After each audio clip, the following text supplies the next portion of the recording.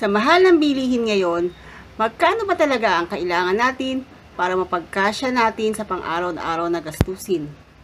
Stay tuned!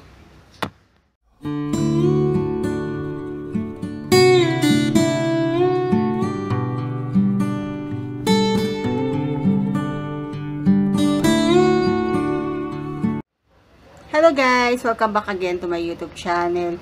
So alamin natin dito sa sulat ni letter sender kung magkano nga ba ang binibigay ng kanyang asawa para sa kanilang gastusin. Bakit nasabi ni letter sender na sobrang kuripot daw ng kanyang asawa? So malalaman natin lahat yan sa kanyang sulat na pinadala. Pasok! Hello po. Share ko lang ang aking kwento bilang isang may bahay na nakatatanggap ng 1,500 for 2 weeks sa asawa ko. Isa lang ang anak namin, bali 3 kaming kumakain na nakabukod. Isa po akong full-time mom, mula po nung ako ay mabuntis, dahil masela na pagbubuntis ko. At after birth, naging sakitin ang anak ko, kaya pinili kong tutukan siya na alagaan kaysa magtrabaho. Kaso, sobra po akong na-stress mula po nang wala akong work kasi sobrang hirap yung walang sariling pera. Stress kung papaano pagkakasyahin ang 1,500 for 2 weeks. Lahat-lahat na po yun. Baon ng anak ko sa school, snack niya sa hapon pag uwi, at araw-araw naming ulam, sangkap, tubig, and other needs sa bahay.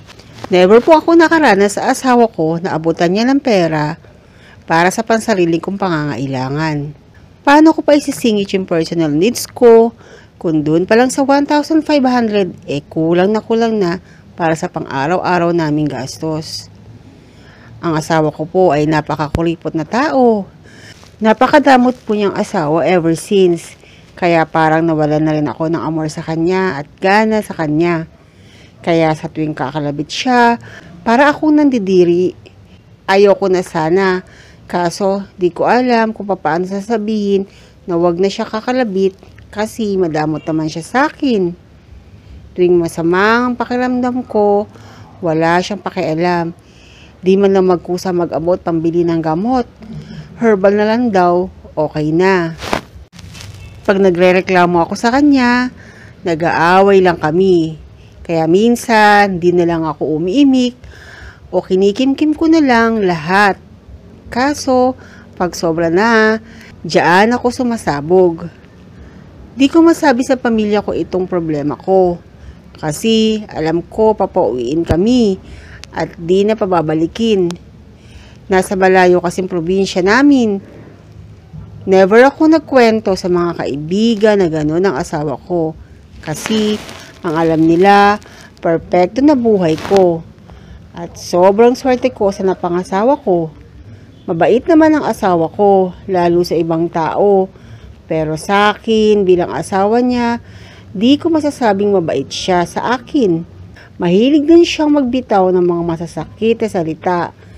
Like, walang silbi, walang ambag, at papalayasin ako. Napapagod na ako. Ilang beses ko na siyang binigyan ng pagkakataon para magbago. Pero wala, napaka-selfish na tao. Kaya minsan, naiisip ko makipaghiwalay na lang para matapos na. Makakatipid pa siya sa akin kasi wala na siyang responsibilidad kundi ang sarili na lang niya. Parang housemates na lang din kami sa bahay. Walang imikan, walang kwentuhan. Magsasalita lang pag may need itanong o sasabihin. Everything changed mula magkaanak kami. Kala ko pag nagkaanak, magbabago na ang pakikitungo niya sa akin. Mas naging malala pa. Wala pong third party. Wala rin siyang bisyo. Sadyang napakakuripot lang niyang tao talaga. Siya lang ang kilala ko na sobrang tipid. Kailangan ko po ng advice. Kung magtitiis pa din ba ako, uuwi na lang ako sa aking mga magulang kasama ang aking anak. At doon ako magwo-work. Dati ko pa gusto mag-work, wala lang magbabantay sa aking anak. Mas gusto ko kasi na ako ang mag-aalaga. Pero ang kapalit naman nito, sobra akong kinawawa ng aking asawa. Marami pong salamat. Kung pinakausapan mo na ang asawa mo ng maayos at ganyan pa din ang trato niya sa'yo, mabuti pa nga na umuwi na kayo sa inyo. Sobrang hirap ng kalagayan mo. Maghanap ka ng trabaho. Siguro mas malaki pa ang kikitain mo. I'm sure habol yan at magmamakaawa na bumalik kayo. Kung mangyari man yon, siguraduhin mo na bago ka bumalik, masigurado mo na magbabago na siya. Huwag ka maipagbalikan kundi ka sigurado. Diyos ko, hindi na pinag-iisipan yan. Iwan mo na ang asawa mo. Umuwi ka sa inyo at magtrabaho ka para ma-provide mo ang needs ng anak mo. At para na rin sa sarili mo. Makakatulong ka pa sa mga magulang mo dahil bilang kapalit ng pag-aalaga nila sa anak mo, di sila naman ang pasayahin mo paminsan-minsan, di ba? Hiwalayan mo na ang asawa mo. Huwag ka nang magdalawang isip pa. Umuwi ka sa inyo. Bigyan mo naman ang halaga at pagmamahal ng sarili mo. Kaya mo yan. Kaysa magpinitensya ka ng habang buhay, may karapatan kang lumigaya na kasama ang anak mo malayo sa toxic mong asawa. At magdasal ka na tulungan ka ni Lord na malampasan mo ang dinadala mong bigat sa puso. Bakit mo naman kasi kinikim-kim yung problema mo? Life is too short to stress yourself mentally and emotionally. Nawawalan ka na ng happiness kung hindi ka priority ng mister mo. Make yourself and your child your priority. Please prioritize your mental and emotional health dahil maikli lang ang buhay natin. Hanap ka ng support from your family. Do not tolerate para hindi mamihasa. Learn to tell him straight to his face and find immediate solution to your problem. Lastly, learn to be independent financially. Dapat empowered tayo financially para hindi tayo mamaliitin ng kahit na sino. Mahirap talaga ang walang sariling pera. Kinakawawa ka ng husband mo, kausapin mo siya ng maayos, yung paghihiwalay ninyo, idaan mo sa legal para may sustento kang makuha para sa anak mo. Wala nang pagmamahal sa pagsasama ninyo. Bakit ka pa nag-i-stay? Kaya learn to stand on your own feet. Magagawa mo yon sa tulong ng family mo. 1,500 in 15 days? Tumulay ka man sa alambre, hindi yan kakasya. Iwanan mo na yung asawa mo. Love yourself.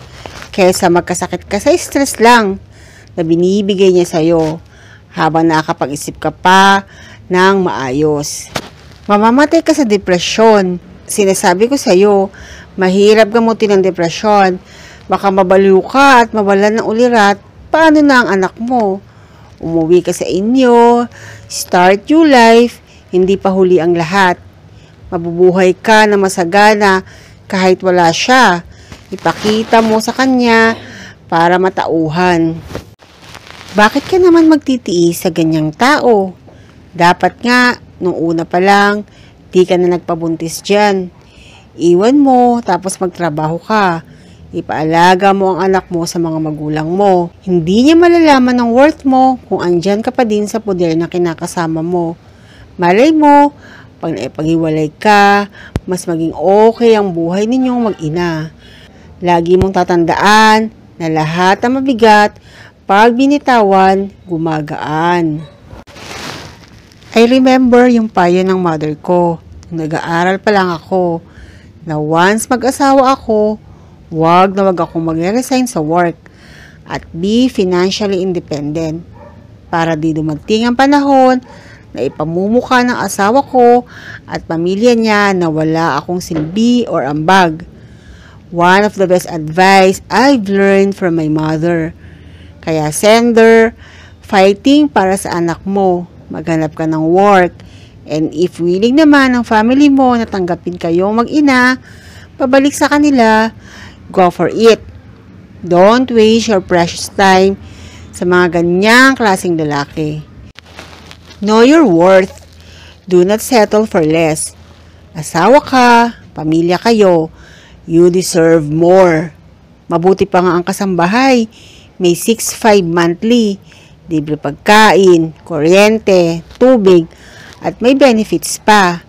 Tapos sa'yo, 1,500 in 2 weeks?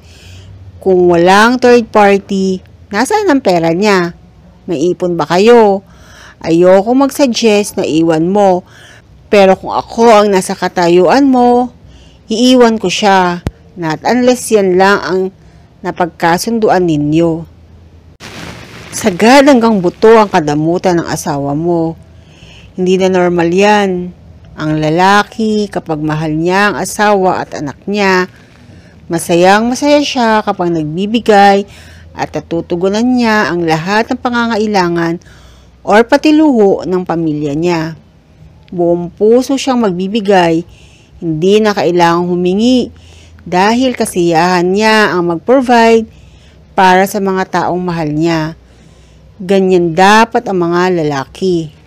Sa mga kababaihan na balak pala mag-asawa o may boyfriend na kilalanin niyo muna ng maigi ang lalaking pipiliin ninyo at pakikisamahan ninyo.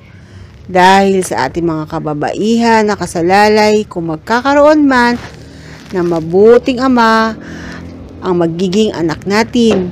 At tayo din ang pumipili sa magiging ama na magiging anak natin. Kaya, choose wisely. Una sa lahat, ipagdasal mo ang asawa mo. Lahat ng nangyayari at pati desisyon mo, ilapit mo kay God. Lahat ng bagay ay may dahilan. At para sa akin, siguro, kailangan mo ng tugdukan at magsimula ka para sa inyong mag-ina. Kung wala ka ng halaga, go at mag-move on ka. Tandaan mo, hindi ka ang nawalan, kundi ang asawa mo. At kung sakaling sundan ka at balikat ka, siguraduhin mong totoo ang kanyang pagsisisi bago ka ulit sumama. So, ang masasabi ko lamang dito sa sulat ni letter sender, parang napakakuripot nga talaga ng iyong asawa. Sapagkat ang 1,500 every 2 weeks ay hindi talaga sasapat. Kahit sabihin mo pa na 3 lang kayo. Dahil nasabi mo nga na ang iyong anak ay nag-aaral na. So, sa baon pa lamang, sa pagkain nyo pa lamang ay kulang na ito dahil sa mahal talaga ng bilihin sa ngayon. So, maaari siguro na kausapin mo ang iyong asawa na dagdagan ang kanyang binibigay dahil sa mahal ng bilihin. Kung ayaw naman niya maniwala na hindi kasya yung perang yon, siya ang pagbilin mo ng pagkain, siya ang pabilin mo ng mga kailangan ninyo sa bahay para malaman niya na hindi talaga sapat yung 1,500 for 2 weeks kahit sabihin pa na 3 lang kayo sa bahay. Pwede naman na bumalik ka sa iyong trabaho. Tapos, kumuha ka na lang na iyong tikapag-alaga para sa iyong anak na sinabi mo nga na sakitin ito. Dahil sa ngayon talaga ay hindi sasapat na isa lamang nagkatrabaho sa pamilya kahit sabihin mo pa na isa lang ang iyong anak. Dahil pag lumaki pa yan, ay mas malaki pang gastusin ang iyong kakaharapin. Kaya habang bata pa yan, ay simulan mo na ulit bumalik sa iyong trabaho para makapag-ipon ka ng pera. At mahirap din kasi talaga na aasa ka lamang sa iyong asawa dahil baka nga maliit lang din ang kita ng iyong asawa at yun lang din ang kaya niyang ibigay sa iyo. So hindi namin alam or hindi ko alam kung bakit 1,500 lamang ang kanyang binibigay every 2 weeks. Maaaring may dahilan, maaaring mali talaga ang kanyang sinasahod. Marami din siyang gastusin, pamasahe, baon. So ang mas magandang option ay bumalik ka sa iyong trabaho. Kumuha ka ng tagapag-alaga na maaasahan mo para sa iyong anak. Mahirap kasi kapag ka naisipan mo bumalik sa trabaho and then may edad ka na, maraming mga kumpanya ang hindi na tumatanggap. So hanggat bata ka pa at malakas ka pa, magtrabaho ka at mag-ipon para sa iyong anak na... So this is the end of my video. Nawa ay may natutunan kayo sa aking binahaging sulat. Don't forget to like and subscribe. Bye! God bless po!